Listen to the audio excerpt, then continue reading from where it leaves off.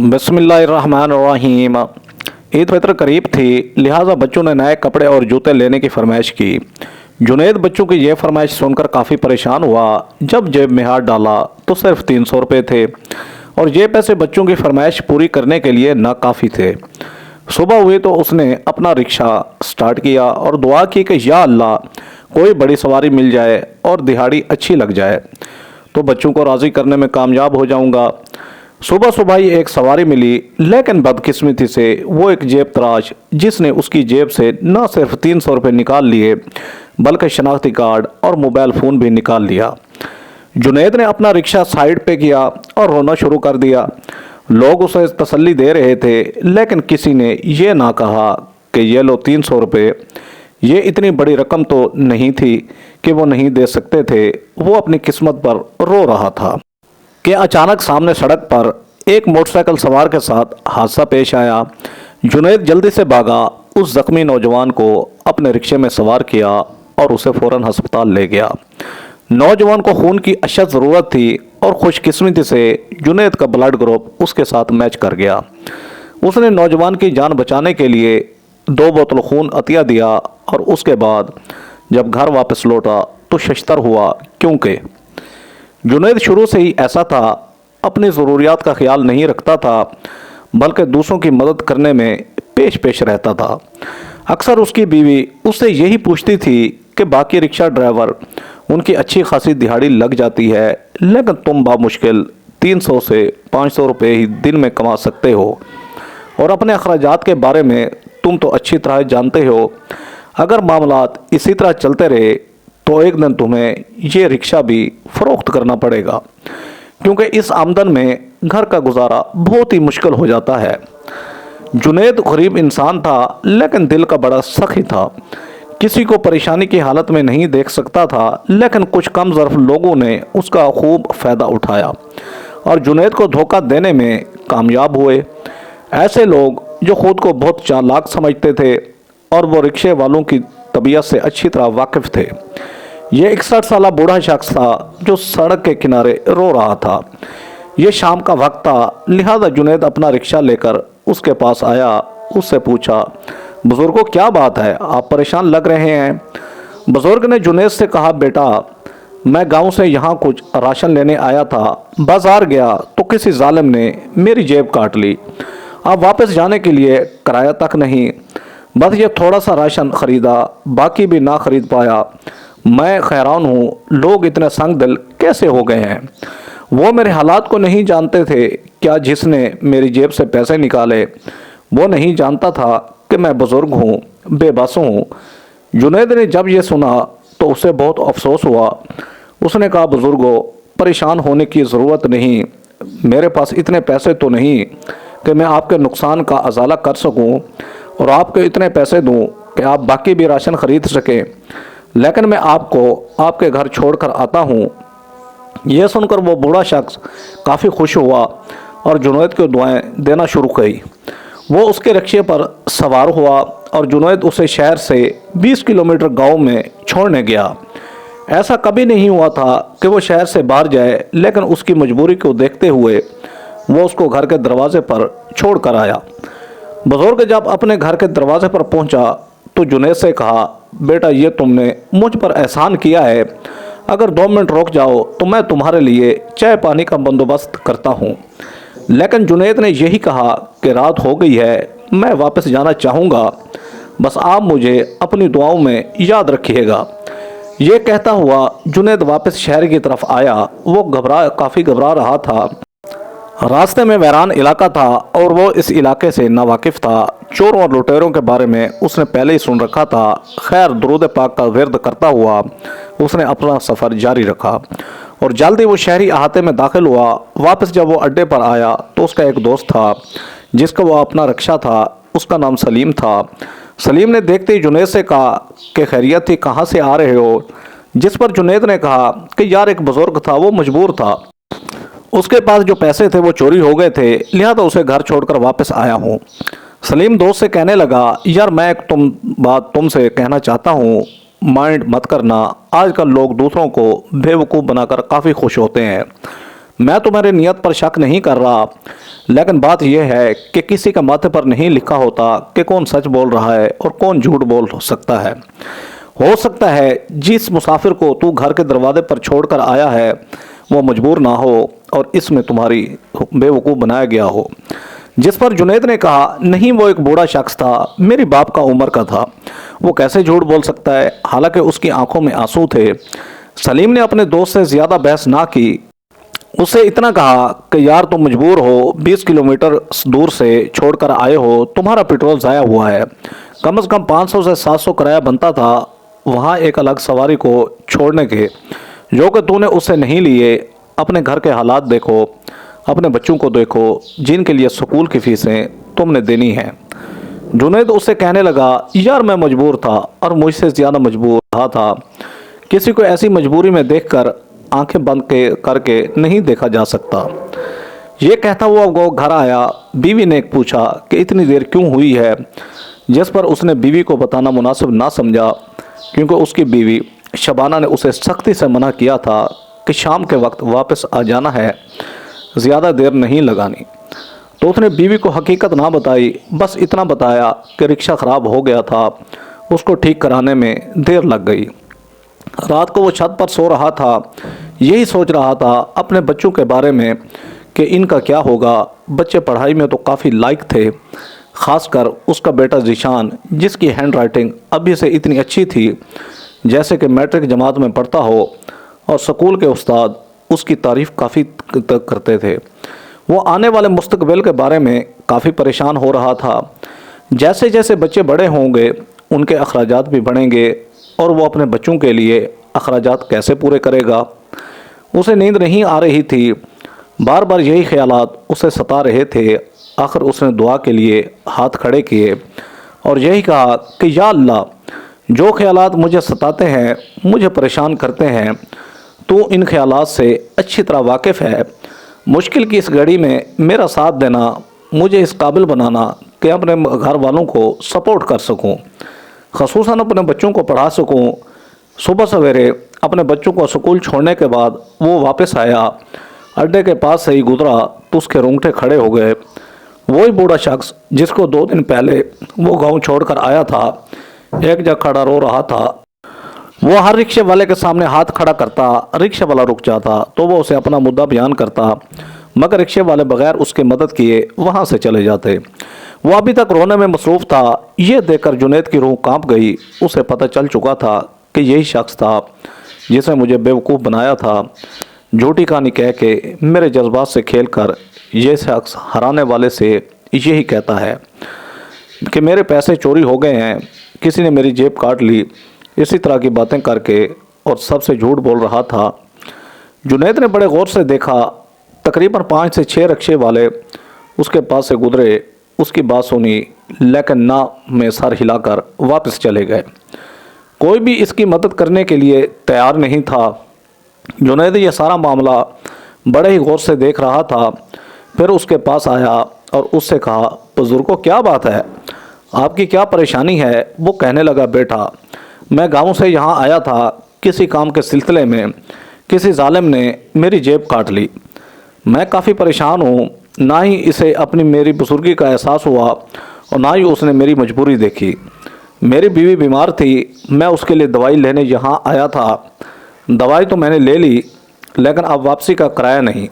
सब कुछ जानते हुए भी उसने बुज़ुर्ग से कहा, चले मैं आपको घर छोड़कर आता हूँ।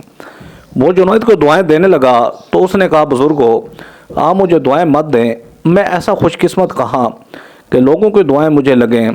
हमेशा नुकसान पे नुकसान किए जा रहा हूँ। शायद मैं बेवकूफ़ हूँ या फिर लोग मुझे जल्दी से उल्लू बना लेते हैं। खैर दोबारा बुज़ुर्ग को वो घर के दरवाजे पर छोड़ कर गया तो वो काफ़ी खुश हुआ और उसे चाय पीने की दावत दी। लेकिन जुनैद ने उससे फ़कत इतना कहा कि मैं आपको पहचान चुका हूँ, आपको शायद अंधेरे में मेरी शक्ल ना दिखाई दी या मुझे पहचान आप ना सके। मैं वही हूँ जो 2 दिन पहले आपको रात को घर छोड़ कर गया था। ये जानते हुए भी कि आप झूठ बोल रहे हैं, मुझे बेवकूफ़ बना रहे हैं, दोबारा आपको मैं घर छोड़कर आया हूँ। बस आपसे मैं सिर्फ इतनी गुजारिश करना चाहूँगा کہ خدارا یہ جھوٹ بول کر کسی کو بیوقوف بنا کر آپ کسی کے جذبات کے ساتھ نہ کھیلیں، کیونکہ اگر آپ ایسے ہی کرتے رہے تو لوگوں کا اعتبار آپ سے ٹوٹ جائے گا۔ میں کسی کی مدد کرنے کے قابل نہیں رہوں گا، صرف آپ کے اس فعل کی وجہ سے کئی ایسے مستحق لوگ جو جھوٹ نہیں بول رہے ہوں گے ان کی مدد نہیں کر سکیں گے ہم۔ یہ سن کر وہ بزرگ کافی حیران ہوا۔ اس نے اپنا رکشہ تیار کیا، لیکن بزرگ واقعی اب سوچ رہا تھا کہ یہ کتنا عجیب شخص تھا، سب کچھ جاننے کے باوجود مجھے دوبارہ گھر کے دروازے پر چھوڑ کر آیا۔ وہ بوڑھا شخص اپنے گھر میں داخل ہوا، رونے لگا۔ بیوی اس سے پوچھ رہی تھی کہ کیا ہوا۔ اس نے اپنی بیوی کو بتایا کہ مجھ جیسا گھٹیا شخص شاید اس زمانے میں نہیں ہوگا۔ میں پچھلے کئی عرصے سے ایسے ہی کر رہا ہوں، جھوٹ بول کر یہاں نوجوان رکشے والوں یا ٹیکسی والوں کے جذبات کے ساتھ کھیلتا ہوں، بغیر کرایہ ادا کیے گھر پہنچ جاتا ہوں۔ لیکن آج ایک نوجوان نے مجھے کافی شرمندہ کیا۔ وہ میری اس 2 نمبری سے کافی واقف تھا، لیکن پھر بھی مجھے گھر چھوڑ کر گیا۔ بیوی اس سے کہنے لگی کہ آپ بھی تو خدا کا خوف کریں، عمر کے اس حصے میں بھی ایسی حرکتیں کرتے ہیں۔ اس نے رو کر بیوی سے کہا کہ خدا معاف کرنے والا ہے، میں تم سے وعدہ کرتا ہوں کہ آئندہ ایسا نہیں کروں گا، لیکن فی الحال تو مجھے اس رکشے والے کے پاس جانا پڑے گا۔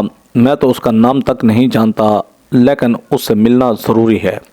وہ بزرگ شہر روانہ ہوا، ایک اڈے پر کھڑا ہو گیا۔ وہ جنید کو تلاش کر رہا تھا۔ کافی دیر بعد جنید رکشے پر وہاں سے گزرا تو اس نے ہاتھ کھڑا کیا۔ جنید نے اس سے کہا، کیا اس بار بھی آپ کے ساتھ کوئی دھوکہ ہوا؟ بزرگ نے روتے ہوئے کہا، بیٹا کسی نے مجھے دھوکہ نہیں دیا، نہ ہی میری جیب کٹی ہے۔ حقیقت تو یہ ہے کہ میں کافی عرصے سے دوسروں کو دھوکہ دے رہا ہوں، لیکن اگر سوچا جائے تو میں اپنے آپ کو دھوکہ دے رہا تھا۔ بیٹا تم نے میری آنکھیں کھول دی ہیں، دوبارہ تم مجھے گھر کے دروازے پر چھوڑ گئے تھے، یہ اس کا کرایہ ہے۔ اس نے جنید کو 1000 روپیہ دینا چاہا، لیکن جنید نے مسکراتے ہوئے کہا کہ آپ کو اپنی غلطی کا احساس ہو گیا ہے، میرے لیے بس یہی کافی ہے۔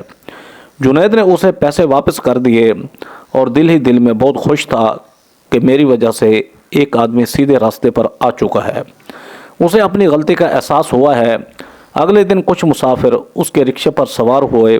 ایک مسافر بالکل ہی جنید کے پیچھے بیٹھا تھا۔ اس کے فون پر ایک کال موصول ہوئی جو کہ بہت ہی مشکوک تھی۔ مسافر کوشش کر رہا تھا کہ اس کی آواز کوئی نہ سنے، لیکن پھر بھی جنید نے اس کی گفتگو سن لی۔ وہ کال پر کسی سے کہہ رہا تھا، اگر وہ بخار کی وجہ سے مر رہی ہے تو مرنے دو، میرے پاس اتنے فالتو پیسے نہیں ہیں کہ میں اپنا پیسہ اس پر برباد کروں، اور خبردار اگر تم اس کے لیے دوائی لینے گئی تو تمہیں بھی نہیں چھوڑوں گا۔ جنید کو کوئی سمجھ نہیں آ رہی تھی کہ یہ معاملہ کیا ہے، لیکن اس کے دل میں خیال آیا کہ آخر یہ ایسا کون ہے جس کو یہ شخص دوائی بھی نہیں دینا چاہتا۔ ایک جگہ اس مسافر نے رکنے کو کہا تو جنید نے اپنا رکشہ روکا۔ وہ مسافر وہاں سے اترا اور ایک تنگ گلی میں جانے لگا۔ جنید نے اپنا رکشہ ایک جگہ سائیڈ پر کھڑا کیا اور اس مسافر کے پیچھے چلنے لگا۔ وہ ایک گھر میں داخل ہوا اور پھر شور کی آواز بلند ہوئی۔ جنید کے گھر کے دروازے سے جھانک کر دیکھا تو اس کی روح کانپ گئی۔ ایک عورت زنجیروں میں قید تھی اور بخار سے تپ رہی تھی، جبکہ اس حال میں بھی اس نے اس عورت پر ظلم کیا، تشدد کیا۔ رسالت کے بال بکھرے ہوئے تھے اور بہت ہی کمزور لگ رہی تھی۔ جنید جلدی سے واپس بھاگا، رکشہ سٹارٹ کیا اور پولیس اسٹیشن گیا۔ وہاں تھانے دار کو اس نے سارا واقعہ بتایا کہ کس طرح ایک گھر میں ایک خاتون کو زنجیروں سے باندھا گیا تھا اور کوئی شخص اس پر تشدد کر رہا تھا۔ میں یہ نہیں جانتا کہ وہ شخص رشتے میں اس کا کیا لگتا ہے، لیکن وہ اس سے بری طرح مار رہا تھا۔ تھانے دار نے جب یہ سنا تو کافی حیران ہوا اور اس بات کا یقین نہ کیا، لیکن جنید نے اس بات پر زور دیا کہ آپ میرے ساتھ ہیں، اگر میری بات جھوٹی ثابت ہوئی تو بے شک آپ مجھے جیل میں ڈال دیجئے گا، لیکن اگر میری بات سچ ثابت ہوئی تو آپ ایسے شخص کو ضرور سزا دیجئے گا اور اس سے جیل میں ڈالیے گا یہ جو ایک عورت پر اتنا ظلم کر رہا ہے۔ تھانے دار نے کچھ سپاہی اپنے ساتھ لیے اور اس گھر میں اچانک چھاپا مارا تو یہ دیکھ کر حیران ہوا کہ ایک بھائی نے اپنی بہن کو قید کیا ہوا تھا اور یہ معاملہ پچھلے 3 سال سے تھا۔ पुलिस जैसे ही उस घर में दाखिल हुई तो मोहल्ले के लोग वहाँ जमा होने लगे। उस गली में हद से ज़्यादा रश बढ़ने लगा। तो थानेदार ने उन सबको मलामत करते हुए कहा कि तुम्हारे मोहल्ले में एक औरत पर इतने साल जुल्म होता रहा और तुम सब खामोश रहे। थानेदार की ये बात सुनकर उनका सर शर्म से झुका हुआ था। ऐसा महसूस होता था वो जानते थे कि पिछले 3 साल से बेचारी औरत वहाँ कैद है, लेकिन उसके बावजूद किसी ने पुलिस में रिपोर्ट दर्ज ना करवाई, किसी ने इस जुल्म के खिलाफ आवाज़ ना उठाई थी।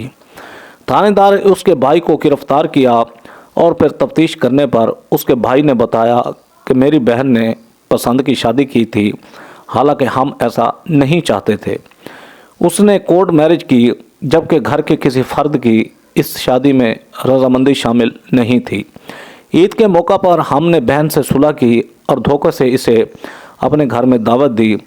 फिर इसके शौहर को मजबूर किया कि वो हमारी बहन को तलाक दे, वरना उसके पूरे ख़ानदान को हम मार डालेंगे। इसके शौहर ने इसे तलाक दी और तब से लेकर आज तक ये हमारे कब्ज़े में है। ये मैं सब अपने मरहूम बाप की वसीयत पर अमल कर रहा हूँ। मेरे बाप की ज़िंदगी में ही हमारी बहन ने ऐसा किया और जिसकी वजह से मेरे बाप को सदमा हुआ। मेरे बाप ने मुझे वसीयत की थी कि बेटा मेरी ज़िंदगी का कोई भरोसा नहीं। तुम्हारी बहन ने मुझे ज़िंदगी में ही एक ऐसा सदमा दिया है कि मुझे महसूस होता है कि मैं ज़्यादा अरसा ज़िंदा नहीं रह पाऊँगा। लिहाजा अगर तुम्हारी बहन तुम्हारी गिरफ्त में आ जाए तो उसे एक ऐसी सज़ा देना कि ज़िंदगी भर वो याद रखे। कोई आसान मौत ना देना, बल्कि उसकी ज़िंदगी को ही जहन्नम बना देना। थानेदार ने जब यह सुना तो पहले तो उसके भाई को खूब मारा। जिस्मानी रिमांड करने के बाद उसने कहा, बदबख्त इंसान, तू कैसा बेटा है जो अपने बाप के अजाब का वजह बना हुआ है। अपनी बहन पर यह जुल्म करके अपनी दुनिया भी बर्बाद कर दी और आखिरत भी, और तुम्हारा बाप भी इस वजह से अजाब में होगा। थानेदार ने जुनैद का शुक्रिया अदा किया कि तुमने बर वक्त मुझे बताया और इस वजह से हम इस औरत को इंसाफ देने में कामयाब हुए। इस वाक़ये ने जुनैद के दिमाग पर गहरा असर छोड़ा और वो हैरान था कि कोई शख्स ऐसा भी हो सकता है। क्या कोई बाप अपनी बेटी से इस कदर नफ़रत भी कर सकता है कि मरते हुए भी ऐसी वसीयत करेगा। उसने अपनी बीवी को जब ये बात बताई तो शबाना ने यही कहा कि नफ़रत सारे रिश्ते ख़त्म कर देती है। जब एक बाप अपनी बेटी से नफ़रत करना शुरू करता है तो ये नहीं देखता कि ये वही बेटी है जिसे वो मोहब्बत करता था। अगली सुबह जुनैद अपने बच्चों को स्कूल छोड़ने के बाद चौक में सवारियों का इंतज़ार कर रहा था। एक ख़तरनाक हादसा पेश आया। एक हैवी ट्रक था जिसने कार को कुचल दिया था और कार में मौजूद नौजवान खून में लथपथ था। लोग वहां जमा होने लगे। नौजवान को कार से बाहर निकाला तो वो बेजान था। उसकी हालत को देखते हुए सारे लोग वहां से एक एक करके जाने लगे और जुनैद को भी इसी बात का मशवरा देने लगे कि यहाँ से चले जाओ, यह नौजवान मर चुका है और ट्रक ड्राइवर भी भाग चुका है। लेकिन जुनैद ने इसको नब्ज़ पर हाथ रखा तो अभी वो जिंदा था। गो के उसकी आखिरी सांसें चल रही थीं, लेकिन ज़िंदगी के आसार अभी भी कायम थे। वो लोगों की मिन्नत कर रहा था कि किसी तरह इस नौजवान को करीबी अस्पताल ले जाओ, लेकिन कोई इस बात पर अमल नहीं कर रहा था। बल्कि लोग तो उल्टा उससे इस बात का मशवरा दे रहे थे कि यहाँ से चले जाओ, इसको अपने हाल पर छोड़ दो। लेकिन जुनैद उसे नहीं छोड़ना चाहता था। उसने अपनी मदद आप के तहत उस नौजवान को अपने रिक्शे में सवार किया और अस्पताल ले गया। ये एक प्राइवेट क्लिनिक था, लिहाजा नौजवान को यहाँ एडमिट ना किया गया। यही कहा गया इसको सर पे काफ़ी चोटें आई हैं, नौजवान का ऑपरेशन करना पड़ेगा और ऑपरेशन की फ़ीस पहले ही अदा करनी पड़ेगी। जुनैद डॉक्टर साहब के पास गया और उससे यही कहा कि मैं एक रिक्शा ड्राइवर हूँ, ये किसी का नौजवान बेटा है जो ज़िंदगी और मौत की कशमकश में है। आप खुदारा इस बच्चे को बचा लीजिए, इसका इलाज कीजिए। लेकिन डॉक्टर ने माजरत करते हुए यही कहा कि मैं इसका इलाज नहीं कर सकता और बग़ैर फ़ीस जमा कराए मैं कैसे इसका ऑपरेशन जारी रख सकता हूँ। जुनैद ने यही कहा कि मेरा एक रिक्शा है, तकरीबन 1.5 लाख रुपए का तो है, आप नौजवान का ऑपरेशन जारी रखें, बाद में मेरे इस रिक्शे को फ़रोख्त करके अपनी फ़ीस निकाल लीजिएगा। डॉक्टर ने अपने एक मुलाजिम से कहा कि इसके रिक्शे को साइड पर खड़ा करो ताकि ऑपरेशन के बाद इसे फ़रोख्त किया जाए।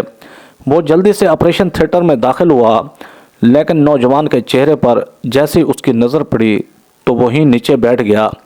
उसका जिस्म कांप रहा था। ये उसी का अकलौता बेटा था जिसके साथ ये हादसा पेश आया था। वो अपने कोलीग्स बाकी डॉक्टर्स को हिदायत दे रहा था कि जल्दी से मेरे बेटे को ऑपरेशन करो, मेरे बेटे को बचा लो।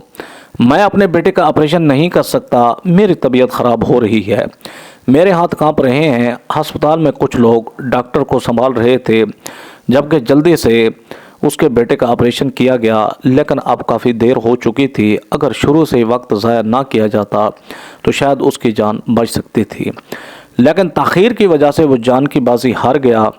अपने अकलौते बेटे की मौत पर डॉक्टर अपने सर के बाल नोच रहा था। वो पागल हो चुका था। लोग इसे संभाल रहे थे, लेकिन वो अपने होश में नहीं था। जुनैद ने जैसे ही डॉक्टर को तड़पते हुए देखा तो वो मज़ीद नहीं देख सकता था। वो जल्दी से घर आया। बड़ी मुश्किल से वो रिक्शा चलाता हुआ घर में दाखिल हुआ। उसे तेज़ बुखार हो चुका था। बीवी उससे पूछ रही थी, लेकिन वो खामोश था। इससे बहुत सर्दी लग रही थी और फिर सो गया। अगले कई दिनों तक वो इसी हाल में रहा और कई दिनों तक वो रिक्शा ना चला सका।